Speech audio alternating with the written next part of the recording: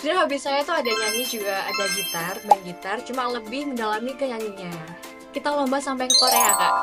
Dan itu dapat juara 1 sama juara 2 di pop sama jazz. Hampir kena, nggak hampir sih, emang udah kepentok sama bassnya teman saya gitu.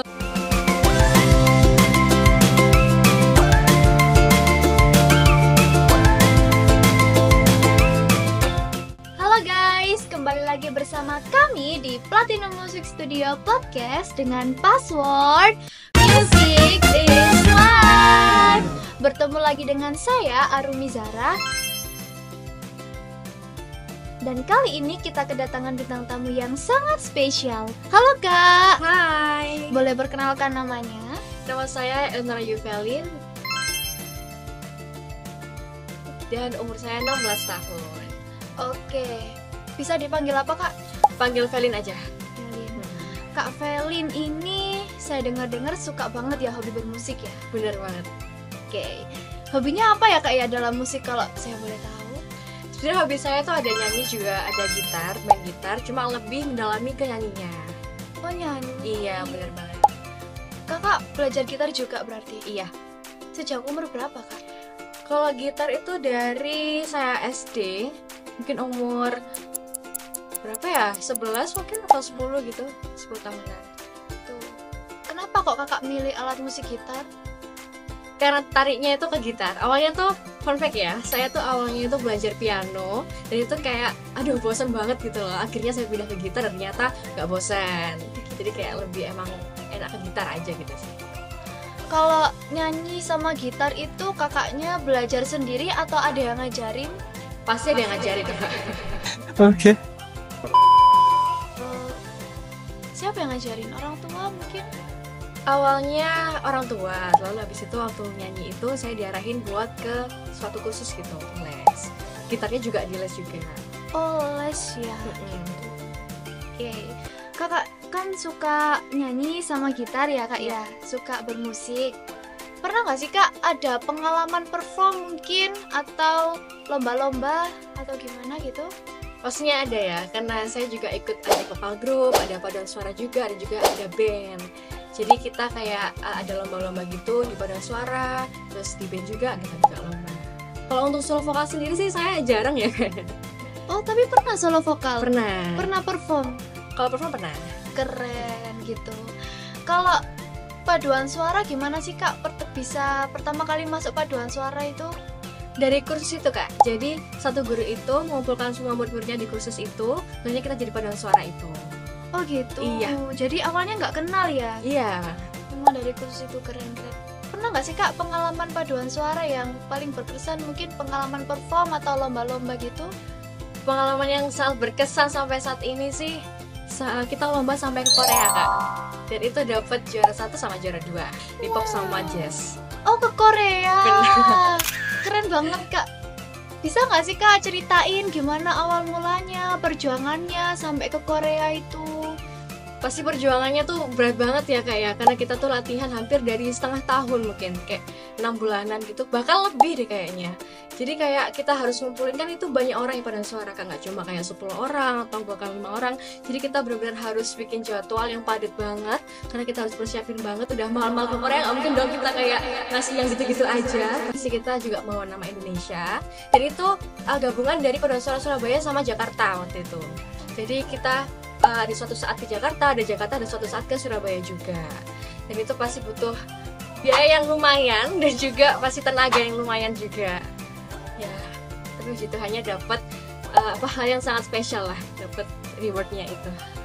Alhamdulillah ya. Gimana sih Kak perasaannya waktu mau tampil nih? Ada deg-degan atau gimana gitu mungkin? Untuk awalnya pasti deg-degan, tapi beda deh Kak kalau rasanya solo vokal sama paduan suara itu. Kalau paduan suara tuh lebih kayak, oh aku ada temennya, jadi kayak deg-degannya tuh nggak banget gitu loh. Kalau misalnya solo tuh banget sih. Motivasinya apa sih Kak kok bisa sampai ke Korea gitu? Membawa nama Indonesia. Sebenarnya itu kita belum ada rencana buat sampai ke internasional, kita cuma mau ke nasional aja.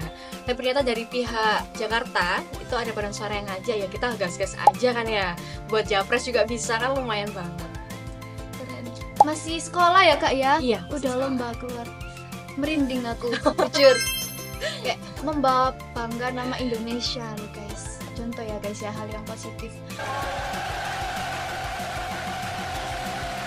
Kalau untuk lomba band, pernah lomba nggak? Iya, kami sering lomba. Ada nggak sih kak pengalaman yang paling berkesan atau pengalaman-pengalaman lucu selama kakak perform itu? Pengalaman yang berkesan sih ada suatu saat kita tuh tampil di lomba, dan lombanya itu merupakan stage yang termasuk besar lah. Jadi kayak di situ ada konsernya juga. Dan yang lucunya lagi tuh kayak saya kan sebagai vokal ya, pasti kayak saya ke gitarisnya atau ke basisnya. Jadi kayak yang bisa jalan-jalan di stage-nya gitu lah.